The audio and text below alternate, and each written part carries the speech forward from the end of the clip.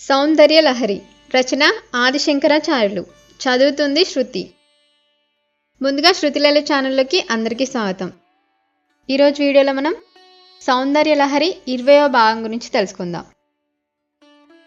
శ్రీచక్రం అని ఒకటి ఉంటుంది.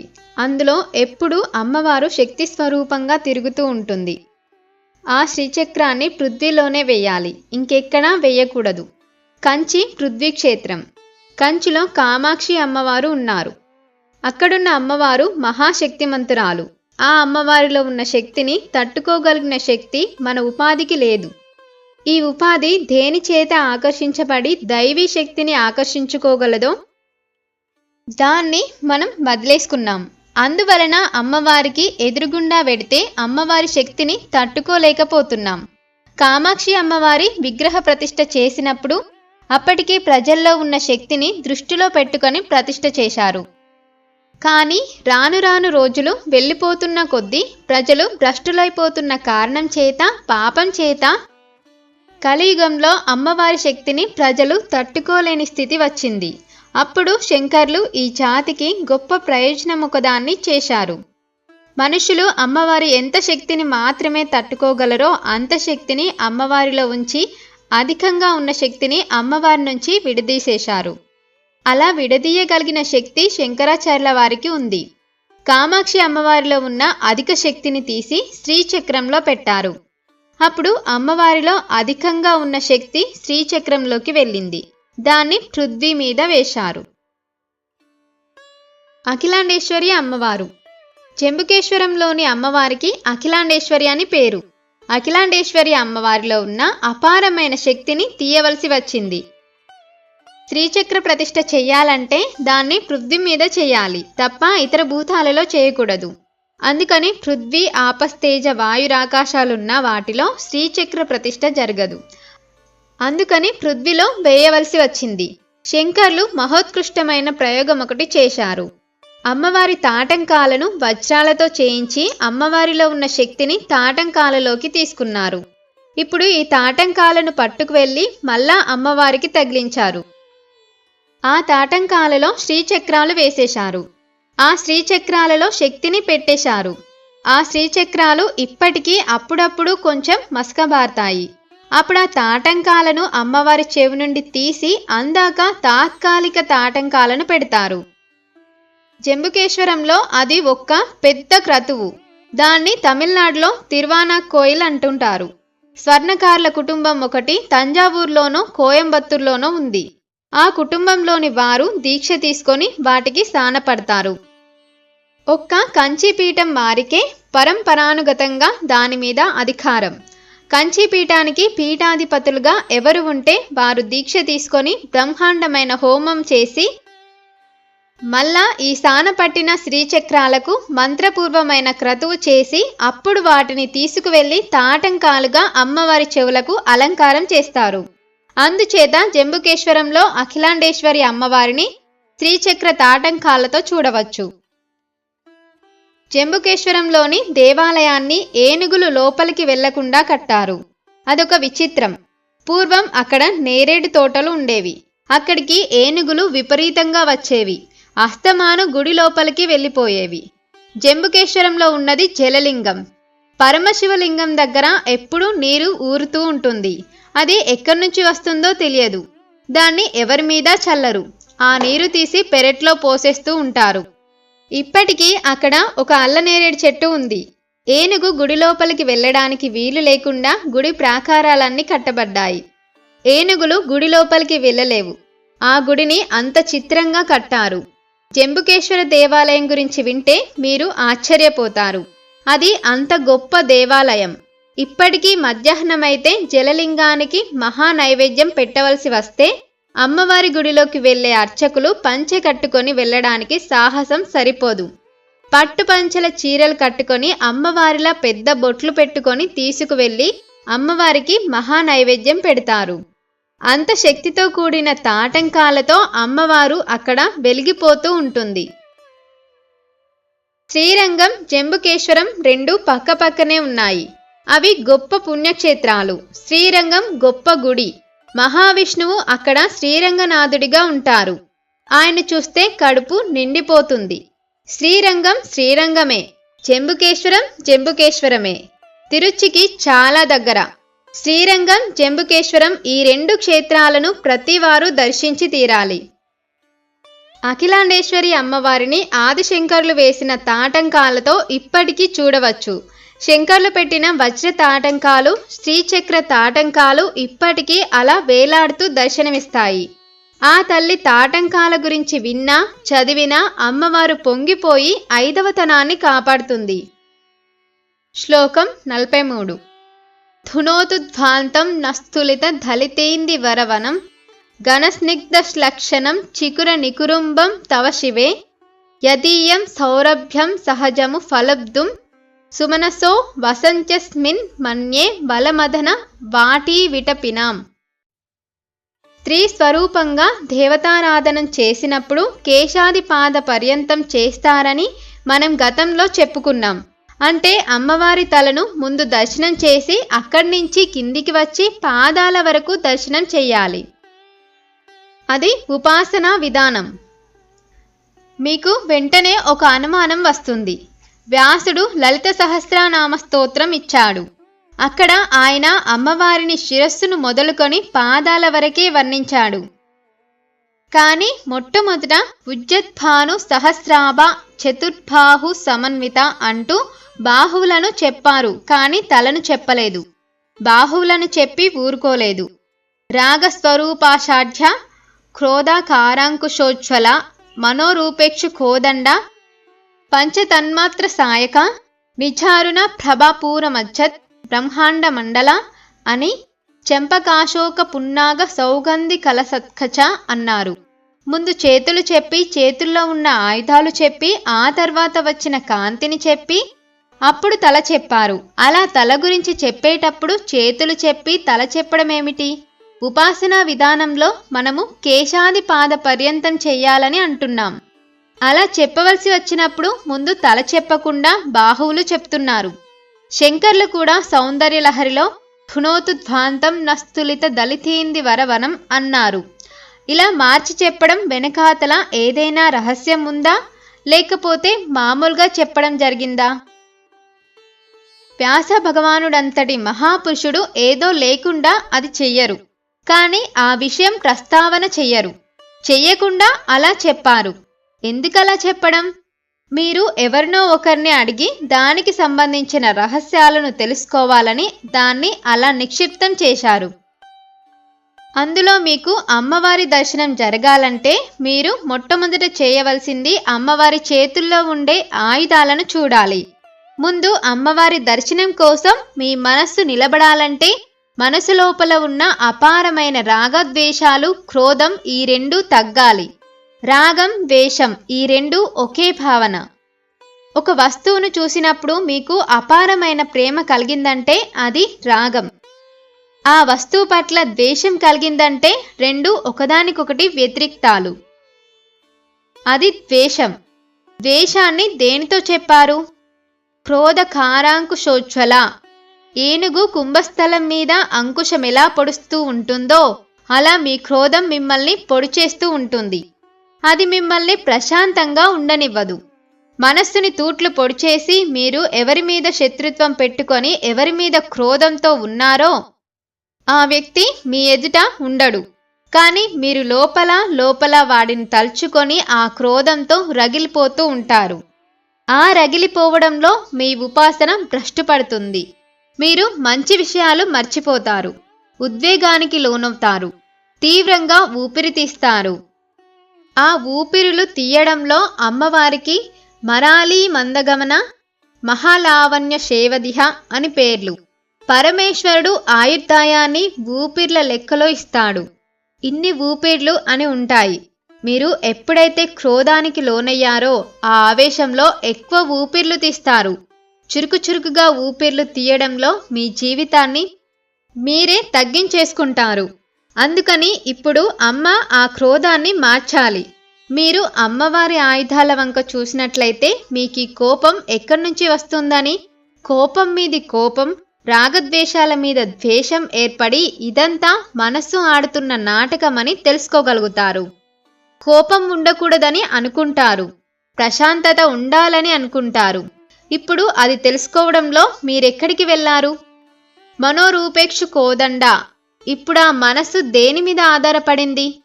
పంచతన్మాత్ర సాయక 5 ఇంద్రియాల మీద ఆధారపడింది. ఇప్పుడు మీ మనస్సును నిగ్రహించడానికి ఈ 5 ఇంద్రియాలను తీసుకువెళ్ళి అమ్మవారి పాదాల దగ్గర పెట్టేస్తారు. ఇలా పెట్టేసరికి అప్పటి వరకు బయటి ప్రపంచంలో ఉన్న వస్తువులను చూసి సంతోషించడానికి అలవాటు పడిన కన్నులు అమ్మవారి దర్శనం చేసి సంతోషించడంలో నిమగ్నమవుతాయి. ఇప్పటి వరకు బయటి పదార్థాలనన్నింటినీ తిని సంతోషించిన నాలుక ఇప్పుడు అమ్మవారి ప్రసాదాన్ని నోట్లో వేసుకోవడంలో సంతోషిస్తుంది. ఇప్పటి వరకు బయటి ప్రపంచమంతటినీ ఆఘ్రానించి సంతోషించిన మనస్సు అమ్మవారి పాదాల మీద ఉన్న ఒక్క పుష్పం సౌరభాన్ని వాసన చూడటంలో సంతోషిస్తుంది. ఇలా ఇంద్రియాలన్నీ అమ్మవారి వైపు తిరుగుతాయి. అమ్మవారి వైపు తిరగగానే మీకు అపారమైన కాంతి దర్శనం అవ్వాలి. లలితా సహస్రంలో అయితే అమ్మవారు హోమగుండంలోంచి ఆవిర్భవిస్తుంది. ఆవిడ వచ్చే ముందరే పెద్ద కాంతి ఒకటి వచ్చింది. కాంతి తర్వాత ఏది కనబడింది? చెంపకాశోక పున్నాగ సౌగంధి కలసత్కచ. చెంపక, అశోక, సౌగంధిక మొదలైన పుష్పాలతో అలంకారం చేయబడిన అమ్మవారి కబరీబంధం దర్శనమవుతుంది. కబరీబంధం అంటే జుట్టుముడి. ఇప్పుడు మీరు ఒకటి జాగ్రత్తగా ఆలోచించండి. మీకు లలిత సహస్రనామ స్తోత్రం ఇవ్వడంలో గొప్పతనం ఏమిటంటే మీ మనస్సు ఆ స్తోత్రంలో నిలబడాలి. నిజంగా మీరు లలిత సహస్రనామ స్తోత్రం చదవడంలో నిష్ణాతులనుకోండి, మీ మనస్సు ఎక్కడో అక్కడ 1000 నామాలలో ఒక నామం దగ్గర నిలబడటానికి అలవాటు పడిందనుకోండి. అలా అలవాటు పడితే లలిత సహస్రనామ స్తోత్రం మీకెంత నోటికి వచ్చినా సరే పుస్తకం లేకుండా మీరు ఆ స్తోత్రాన్ని చదవలేరు. చెంపకాశోక పున్నాగ సౌగంధి కలసత్కచ. అమ్మవారి కబరీబంధమిలా ఉంటుందని మీరు దాన్ని చూస్తే కదా చెప్పాలి. మనలో ఎవరికి అమ్మవారి కబరీబంధం చూడటం కుదరదు. అమ్మవారి ఎదుట మీరు నిలబడి నమస్కారం చేస్తారు. అలా చేసినప్పుడు అమ్మవారికి ఎదురుగుండా ఉన్న రూపాన్ని దర్శిస్తారు. అమ్మవారి వెనుకకు వెడితే తప్ప అసలు మీకు కబరీబంధం కనబడదు. ఆ కబరీబంధం కూడా పుష్పాలతో అలంకారం చేయబడి కొంత భాగం కిరీటంలోకి వెళ్ళిపోయి ఉంటుంది. ఉన్నప్పుడు ఆ కబరీబంధాన్ని ఎలా చూస్తారు? మీకు ఈ అనుమానం వచ్చినట్లయితే మీ స్తోత్ర పఠనం ముందుకు వెళ్ళదు, అక్కడ ఆగిపోతుంది. ఎందుచేతునంటే మీ మనస్సు దాని మీదికి వెళ్ళిపోయింది. మనస్సు అటు వెళ్ళిపోయింది కాబట్టి తర్వాతి నామం జ్ఞాపకం రాదు. అమ్మవారి కబరీబంధాన్ని ఎప్పుడు చూడలేదే, పువ్వులతో ఉన్న కబరీబంధం నాకెలా కనపడుతుంది అనే ఆలోచన మీకు వస్తుంది.